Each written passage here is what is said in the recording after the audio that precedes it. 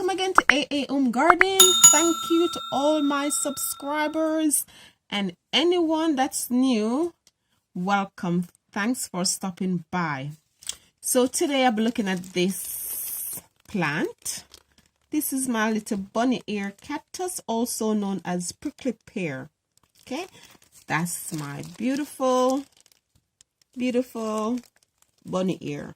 Okay, these ones don't have thorns like most of the cactuses. So you know, like in Jamaica, our tuna plant shaped like this, but it doesn't have the hair on. It have like some little thorns, but this one has hair on. There's some little tiny hair on the cactus, and if you touch it, it can actually irritate your skin. I've made that mistake before, and I'm not going to make it again. So that's why I have my little pointer here instead of my fingers, because it actually itch like crazy. So if you look close up, you probably can see some little tiny hairs on. Okay, so these don't have any central stem. As you can see, just like a leaf there. Then they branch out normally in twos. Like you can see the babies coming up there. They branch out in two. And that's why they're known as bunny ears, because they're actually shaped like ears.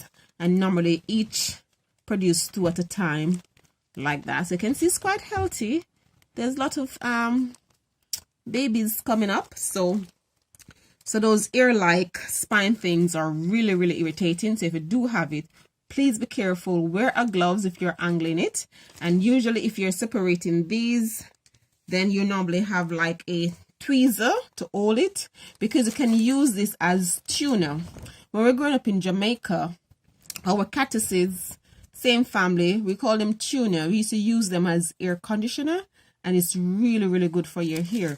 Just like how you use aloe to wash or condition your hair, you can use this lovely little plant. Okay, so we call it tuna back home. Okay, so there are different species. Some have these ear-like structures, some are clear, some are thornless, some has spines, some have spiny ear thingies, and some have thorns. So there are different species. So you know, with cactuses, they do like sunny climate. So in the winter time, they normally go a bit dormant, and that can affect how we get your fruit, because they do produce a nice little fruit. And so they need to have sun consistently usually, or a warm weather, to produce the fruit in spring. So I have this in a partial shaded, mostly light area throughout the day, so you still get sufficient light. Just make sure you don't overwater it. Just like any cactuses, it doesn't like water. If you can look at my soil, it's quite dry. So usually you put your finger in, make sure it's bone dry before you water it again.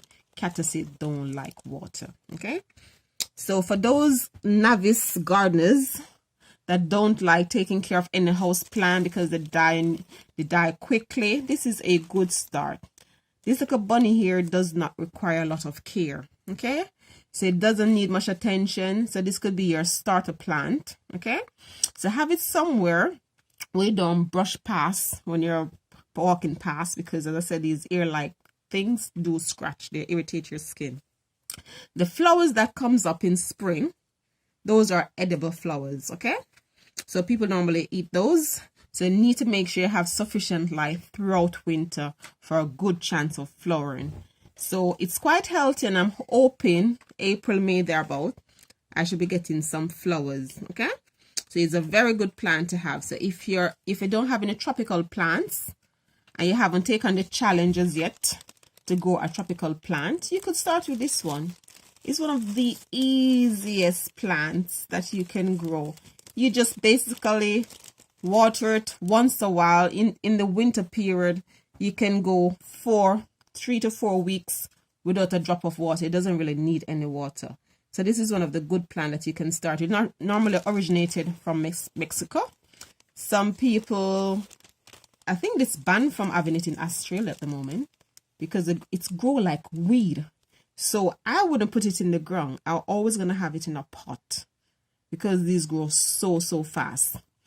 But I have it in a pot because, you know, in winter time it needs to be indoors, so it cannot stay outside in our climate. So this will always be a house plant for me. But just the way it grows in pairs all the time.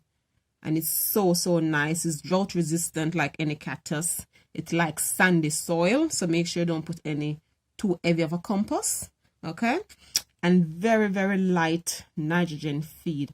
What to do is just soak some banana peel in water, and then I dilute it and feed it. That's all I give it, nothing else. So just soak your banana peel in water and then dilute even that water when I'm feeding it. So usually you repot this in summer after you get your nice edible flowers and fruit off it. Then you can repot it in the summer. It doesn't need any care of such, okay? And it produces nice pink purplish blossom that is beautiful to look at.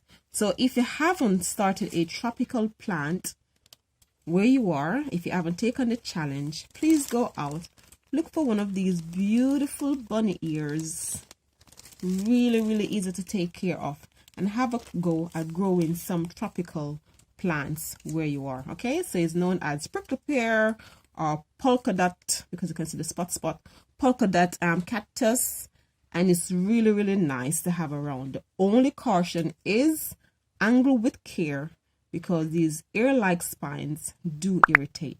So thanks for watching, thanks for viewing. Until next time, take care now. Bye bye. Like, share, subscribe, and click the notification bell.